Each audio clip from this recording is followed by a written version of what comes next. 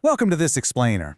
You know, when you pull up a modern map, it's pretty easy to define India just by those borders drawn up back in 1947. But honestly, doing that completely misses the true scale of what we're actually looking at here. We are just looking at a modern nation-state. We're looking at a living, breathing entity with cultural, philosophical, and spiritual roots that stretch back over 5 millennia.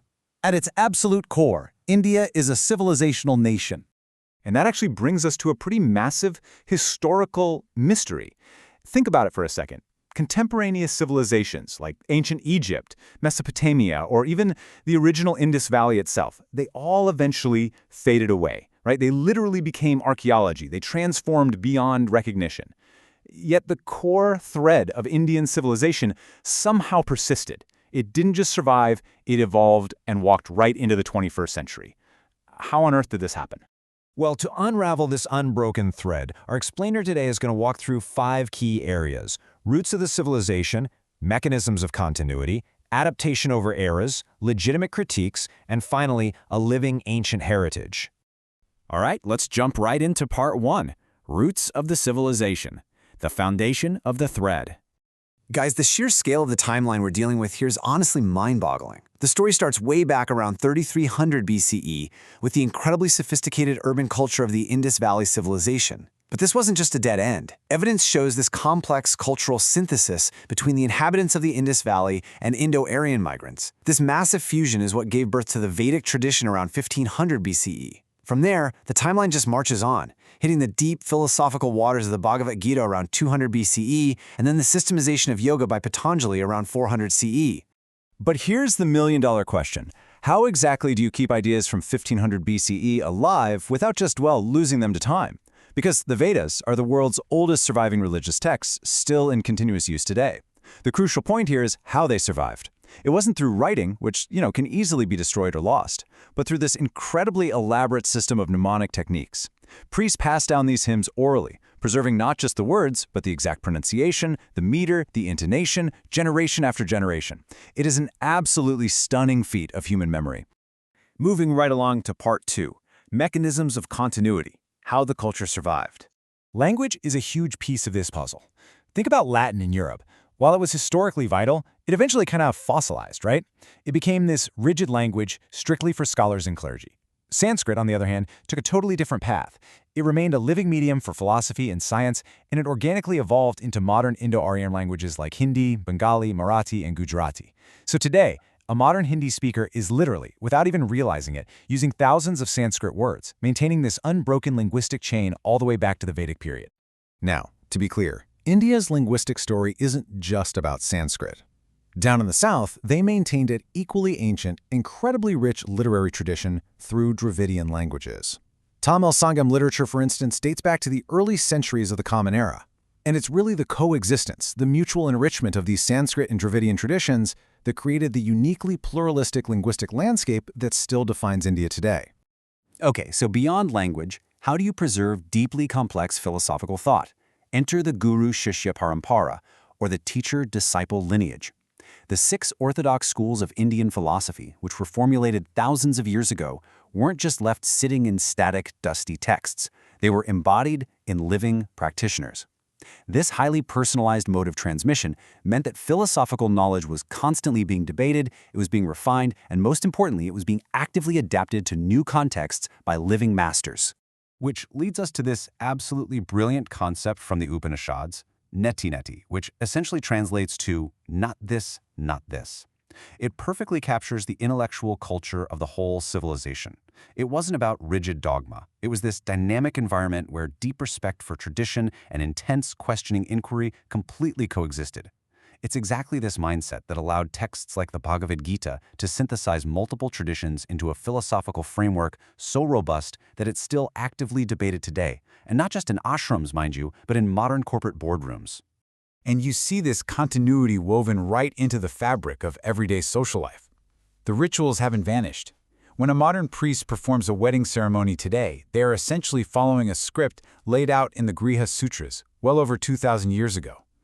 Whether it's applying a tilak on the forehead, wearing sacred threads, or the widespread practice of vegetarianism, which is deeply rooted in the ancient concept of ahimsa, or nonviolence, these are literal ancient roots physically grounding contemporary life. That brings us to part 3, adaptation over eras, the art of survival. Historically speaking, this culture is kind of like a sponge. It absorbs shocks instead of just shattering under them. First off, when Buddhism and Jainism really challenged Vedic orthodoxy, the culture didn't crumble. It simply absorbed their core ethical insights. Later on, with the arrival of Islamic empires, the civilization engaged in this highly sophisticated cultural synthesis. The Bhakti movement emerged, with saints like Kabir and Mirabai composing in regional vernaculars, which totally democratized spirituality. And finally, when faced with the immense existential challenge of British colonialism, the culture didn't just reject it or submit to it, it creatively reinterpreted it. And that creative reinterpretation gave us some heavy hitters in modern history. Swami Vivekananda took ancient Vedanta and boldly presented it on the global stage as a universal philosophy. Sri Aurobindo merged deep yogic practices with modern evolutionary thought. Mahatma Gandhi famously mobilized millions not just using modern political theory, but by drawing directly on ancient concepts like Ram Raja, meaning righteous rule, and ahimsa. Even independent India's constitution reaches right back into this heritage, adopting the ancient Upanishadic phrase Satyameva Jayate, truth alone triumphs, as the national motto. Now we have to look at part 4, legitimate critiques, the flaws embedded in the thread. Now, the source material is very clear here. Uncritically celebrating antiquity can actually be quite dangerous because it obscures the very real need for vital transformation. The narrative of continuity carries historical injustices right along with it. The caste system, derived from ancient Varna and Jati origins, represents a profound historical injustice that tradition alone cannot justify. Similarly, there are deep gender inequalities encoded in certain historical texts that definitely require critical examination today. Furthermore, in the modern era, the sources highlight the genuine threat of majoritarian nationalism. This risks weaponizing these exact civilizational narratives to exclude religious minorities, people who have contributed deeply to this pluralistic heritage for centuries. The takeaway here is that survival absolutely requires adaptation, and true adaptation means honestly addressing these flaws. Which brings us to our final section, part 5, a living ancient heritage, contemporary manifestations. Because the truth is, antiquity is actively powering modernity today. Take the decimal place value system and the concept of zero. These were born in ancient India, and they are literally the foundation of all modern computation and the entire digital age we live in. Or look at Ayurveda, which is currently experiencing this massive global resurgence as a complementary medical system. And texts like the Natya Shastra, they aren't just dusty historical documents. They're the living grammatical foundations for evolving classical dance forms like Bharatanatyam. 30 million. Put that into perspective for a second. That is the size of the Indian diaspora today. From the high-tech boardrooms of Silicon Valley to vibrant, bustling communities in the Caribbean, 30 million people are actively carrying this civilizational identity across the globe. It's living proof right there that maintaining an ancient continuous heritage aligns perfectly with modern global citizenship. So what does this all mean for us? Why does it matter for the future? Because woven right into this continuous thread are incredible resources for human flourishing.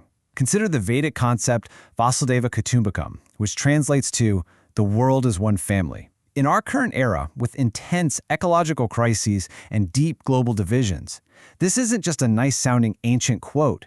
It actually offers a highly relevant, deeply necessary ethical framework for global cooperation. Alongside the yogic focus on inner transformation and that long tradition of pluralistic debate, these ancient ideas provide us with some incredible tools for tackling very modern problems. Which leaves us with a quote from the Taittiriya Upanishad, Satyam Vada, Dharmam Chara, speak the truth, practice righteousness. This is a 5,000-year-old injunction, yet kids are still actively reciting it in Indian schools today. It leaves us with a really powerful realization. Modernity and antiquity absolutely do not have to be enemies. A civilization can remain deeply, deeply rooted without being rigid. So as we navigate our rapidly changing, sometimes chaotic modern world, we really have to ask ourselves, what other ancient wisdom might we be completely ignoring that holds the exact blueprint we need to build a better future?